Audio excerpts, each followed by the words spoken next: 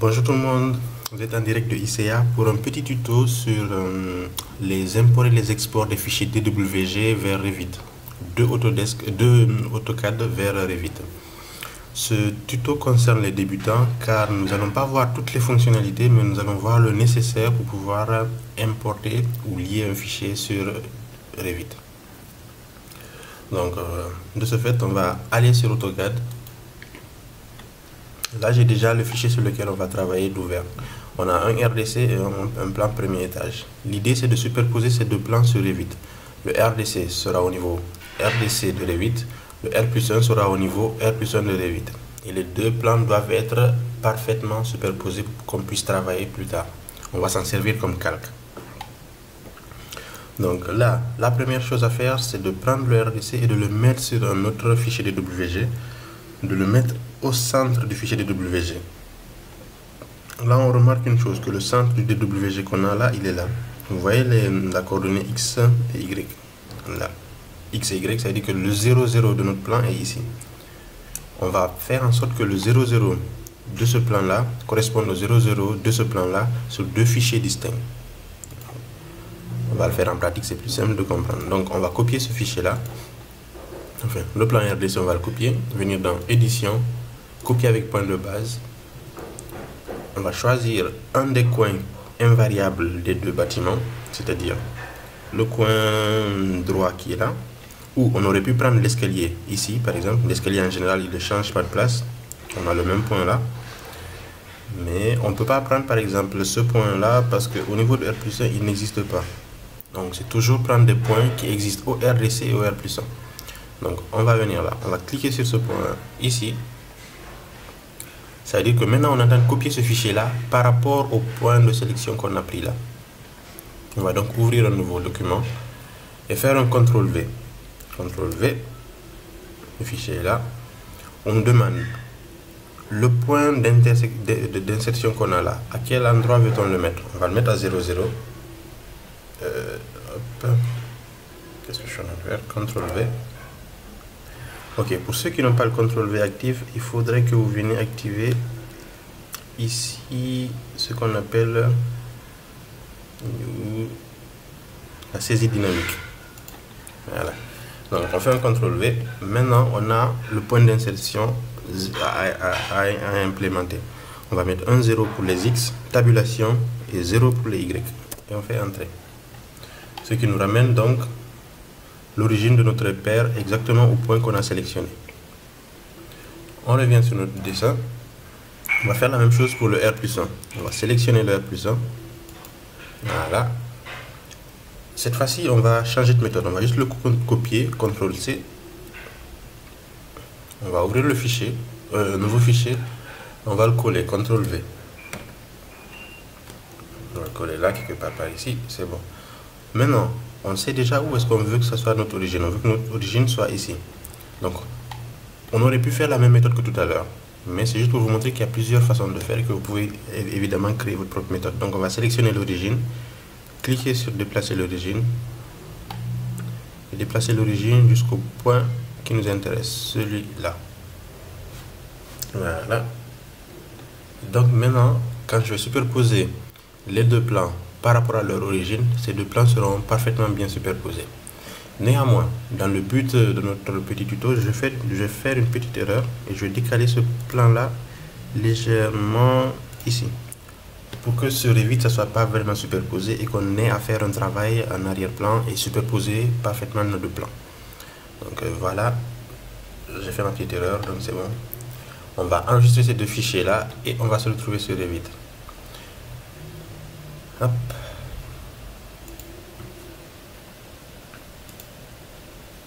Parfait.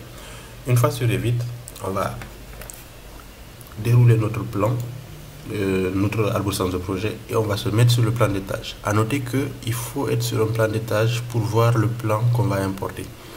Si on se met sur un plan de plafond, RDC, on ne pourra pas voir le plan parce qu'on regarde vers le haut. Le plan va se mettre au niveau du sol. Le plan va se mettre au niveau 0 du niveau où vous êtes. Donc bien sûr, on va rester sur le plan d'étage RDC. Ensuite, on va venir dans Insérer. on va mettre lier CAO ou importer un CAO. On va d'abord commencer par lier un CAO. Je vais vous montrer la différence entre les deux. Donc on va commencer par lier un CAO. Et on va aller chercher notre fichier. Notre fichier, le mien il est où? Hop. Non, c'est pas les logiciels.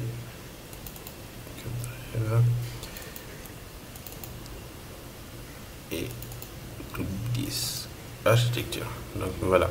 Les deux fichiers enregistrés, c'est le premier RDC et le second c'est le R+1. Donc je vais prendre le RDC. Ici, j'ai la vue active. C'est-à-dire que si je coche cet élément-là, le RDC ne sera visible que sur le RDC. Même si je vais au niveau du R+1, je ne vais pas le voir en arrière-plan. Si je vais en 3D, je ne vais pas le voir en arrière. Je ne vais pas le voir. Donc je laisse ça décoché pour l'instant. Les couleurs, je les laisse conserver les couleurs pour avoir des différentes couleurs. Les calques, je les laisse telles quelles pour importer tous les calques. Et les unités d'importation, ici, c'est assez important parce que là, il a mis détection automatique. Ne jamais laisser sur détection automatique parce que c'est pas parfait. Revit n'arrive pas vraiment à le faire. Donc, ça, on va devoir aller le chercher sur AutoCAD. On va donc ouvrir notre fichier AutoCAD. Oui, on va ouvrir notre fichier AutoCAD. Et on va prendre l'outil de mesure. Et mesurer un élément. Par exemple, on va mesurer une porte là. Cette porte là, de là à là, elle fait 90. Ce qui veut dire que le dessin a été fait en mètres. L'unité d'importation sera donc en mètres sur Revit. Donc là, je passe en mètres. Automatique origine à origine. Oui, je vais laisser origine à origine parce que je veux faire correspondre l'origine de Revit et l'origine AutoCAD que j'ai définie sur mon fichier RDC. Donc c'est tout pour la liaison. Je fais ouvrir.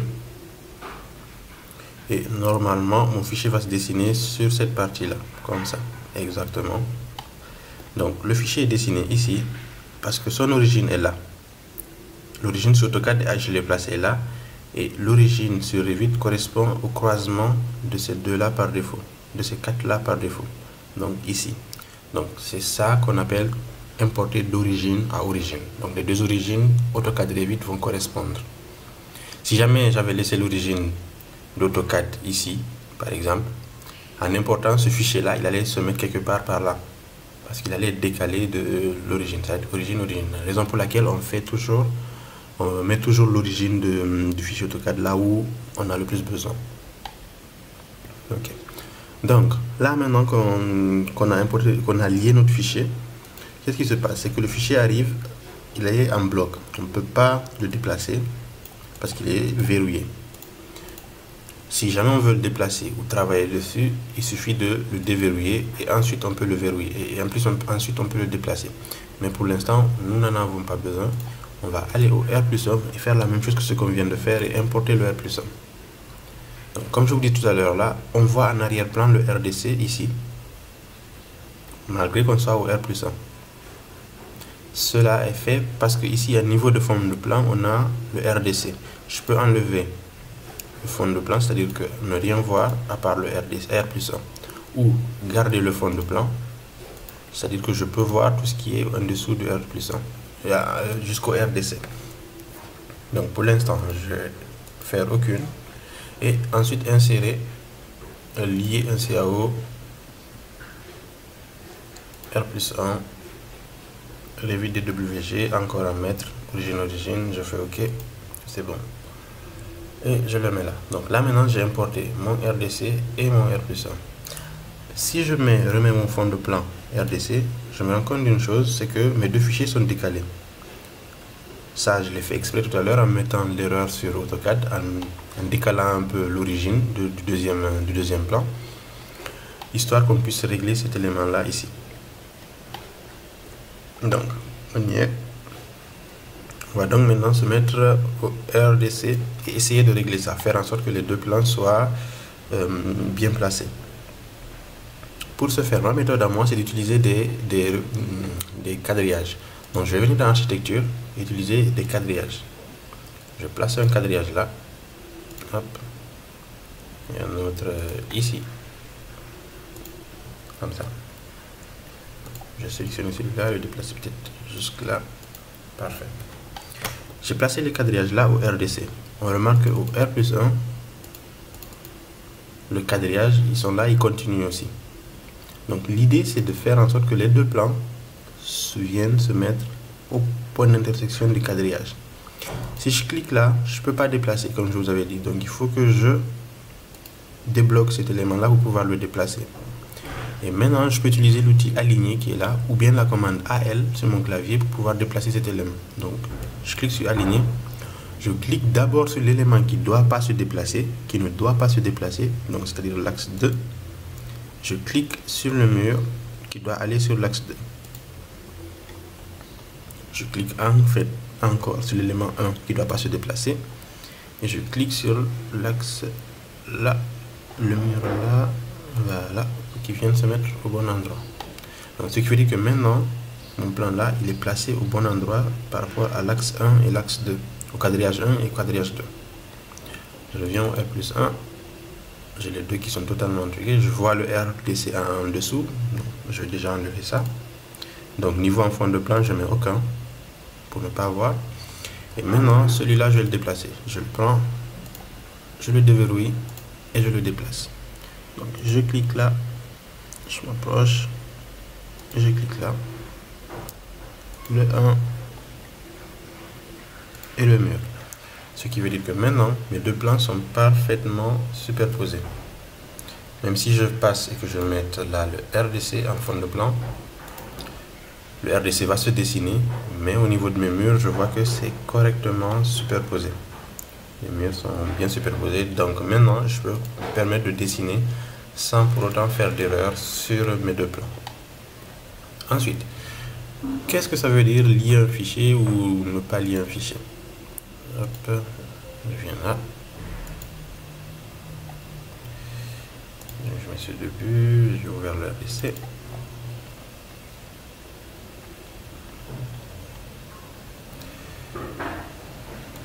Qu'est-ce que ça veut dire lier un fichier ou ne pas lier un fichier? Quand vous liez un fichier, le fichier ne vous appartient pas. Le fichier appartient à celui qui vous a envoyé le fichier ou à l'endroit où vous avez stocké le fichier. C'est-à-dire qu'un architecte peut vous envoyer un fichier et vous allez commencer à travailler dessus en tant qu'ingénieur structure ou bien, je sais pas moi, n'importe quoi. Vous allez travailler là-dessus. Si jamais il modifie le fichier, vu que le fichier est lié, vous allez recevoir des notifications qui vont vous dire que le fichier a été modifié. Voulez-vous accepter ces modifications? Et donc oui, en acceptant les modifications, vous allez voir votre fichier de base que vous avez lié se modifier. Si vous importez votre fichier, même s'il modifie chez lui dans son ordinateur, on va dire à Yopougon, vous n'allez pas avoir de modification. Vous allez continuer à travailler sur le modèle parce que vous avez importé. Votre fichier, il vous appartient maintenant, ce qui veut dire que vous pouvez le modifier. Le fichier AutoCAD, vous pourrez le modifier maintenant. Donc là, on a lié un fichier. Le fichier, on n'a pas accès. Comme vous voyez là, on ne peut pas le décomposer. Néanmoins, ce qu'on peut faire, on peut supprimer des éléments. On peut enlever des calques. Soit, par exemple, si je clique sur requête et que je viens de sélectionner un élément ici,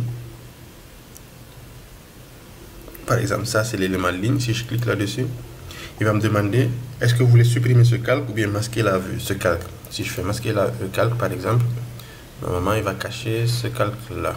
Apparemment, il n'a pas fait. On va recommencer. Supprimer. Voilà. Donc, il a supprimé tous les éléments qui sont dans ce calque-là.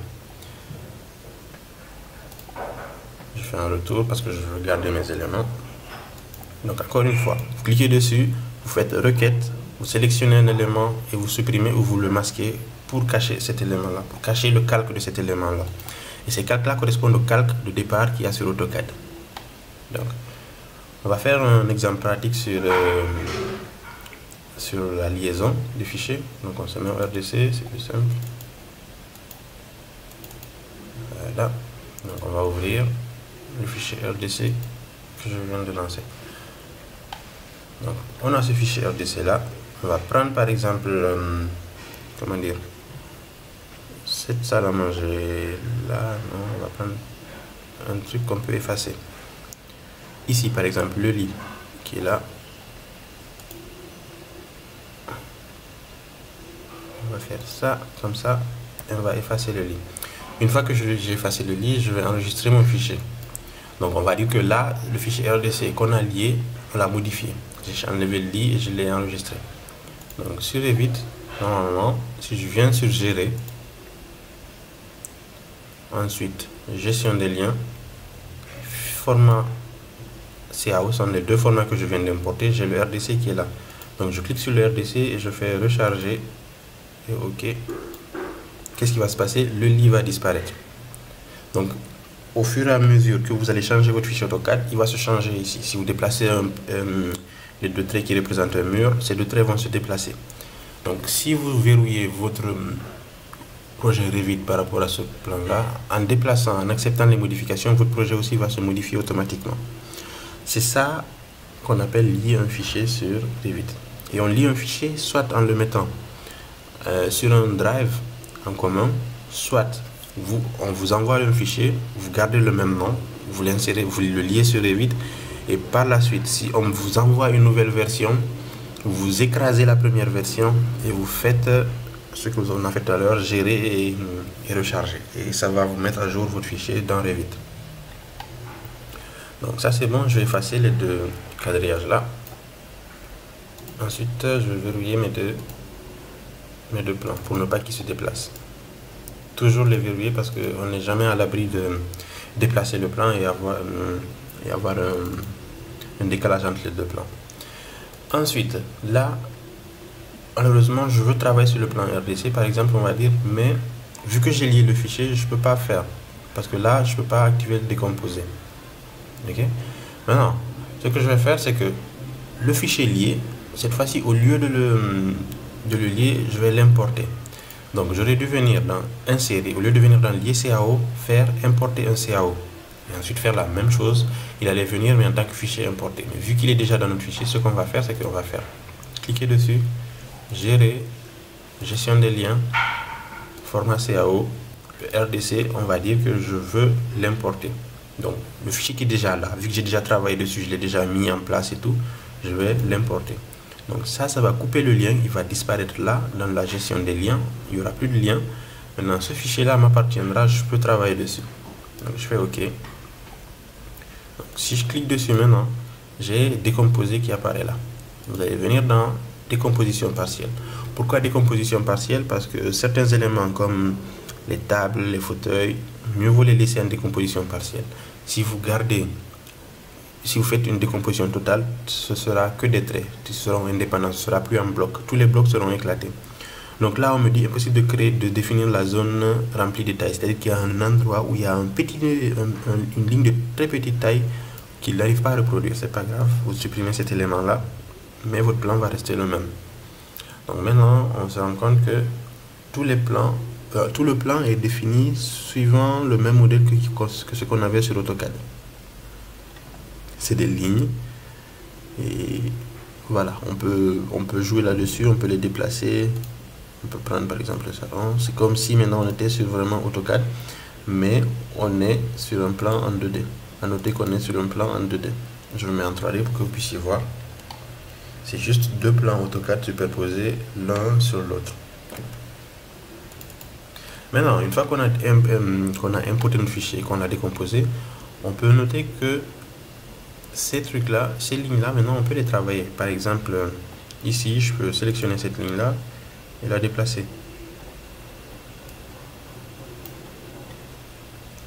Voilà, il détache les éléments, c'est pas grave. Je peux sélectionner cette ligne-là et utiliser les outils AutoCAD. Par exemple, ça qui est ajusté. Donc j'ajuste ça et ça, exactement comme sur AutoCAD pour faire ça. Je peux sélectionner par exemple cette porte-là. Ok, et la déplacer de là, voilà. Exactement comme sur AutoCAD en fait. Ça devient des lignes 2D qu'on peut modéliser et déplacer. Donc ça veut dire que Revit n'est pas seulement fait pour faire de la 3D, on peut aussi faire de la 2D dessus. On peut importer des éléments AutoCAD, travailler dessus comme s'il s'agissait du logiciel AutoCAD.